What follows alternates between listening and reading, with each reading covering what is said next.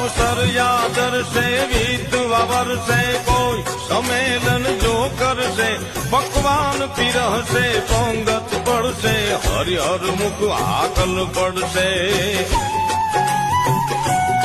એ સતમાર્ગ ચડશે ભણતર ભણશે વ્રણચારણ પ્રગતિ કરશે આ વખત યમાણી મઢડા વાળી સોનલ માડી સાંભળશે તેથી સોનલ માડી સાંભળશે